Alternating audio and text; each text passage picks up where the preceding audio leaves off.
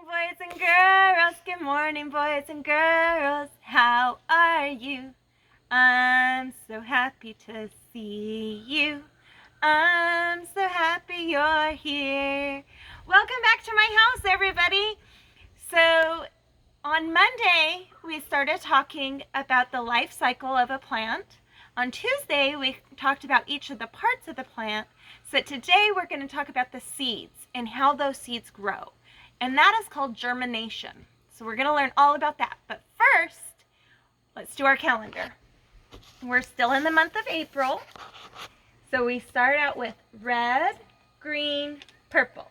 Red, green, purple. Red, green, purple. Red, green, purple. Red, green, purple! You guys are so good at these patterns. And our letter, we're going to talk about the Z for zebra. Z. The X, like in the back of fox. X, fox. And V, van. All right.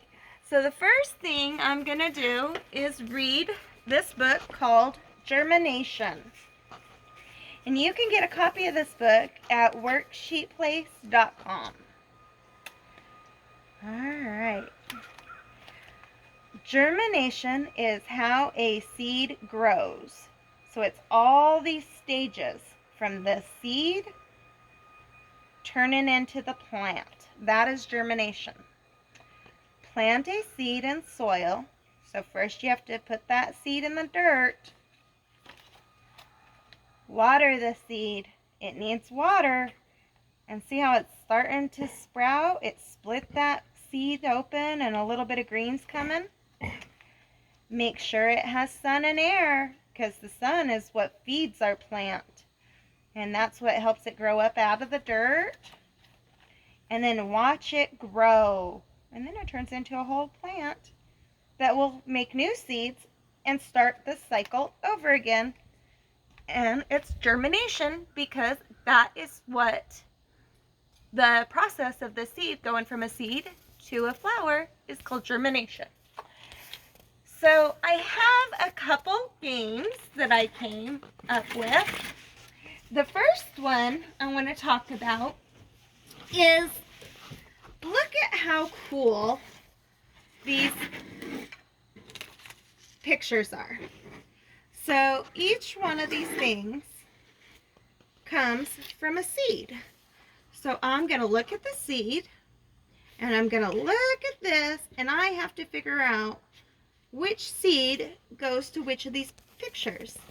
I also have it written up here. So this is a Canterbury bell.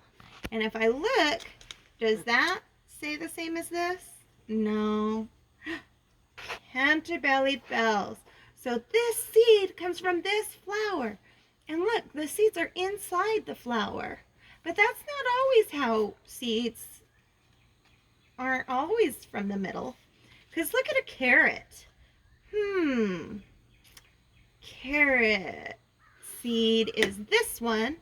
But I don't see a seed anywhere on that.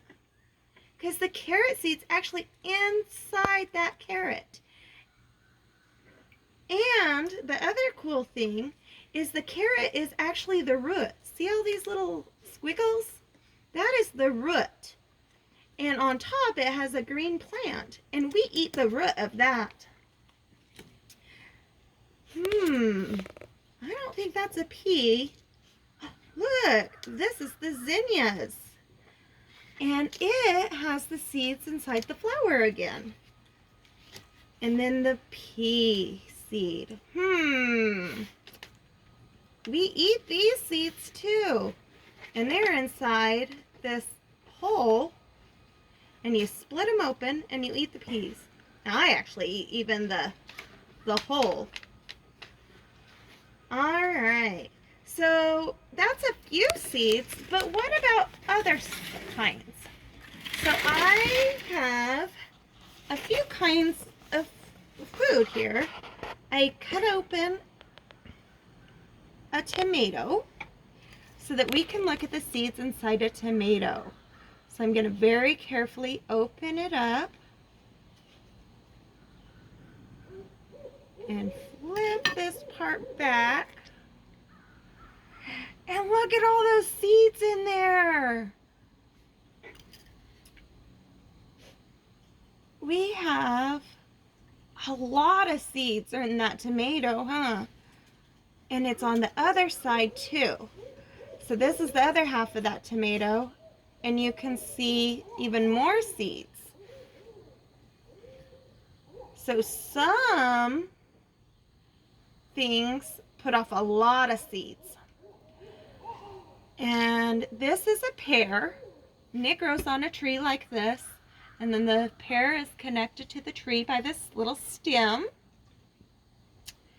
And this is the fruit of the pear. So we are going to take the pear and cut it in half to look at the seeds on the inside. And so if you look real careful, it doesn't have as many seeds in it as the tomato did. It only has a few seeds. So one pear only has 4 seeds in this side, and probably another 4 in the other side of the pear. So where this one had hundreds of seeds, this one only had 4 seeds. What about an avocado? I already cut this open. An avocado grows on a plant like this also, where the plant's like this and it's connected.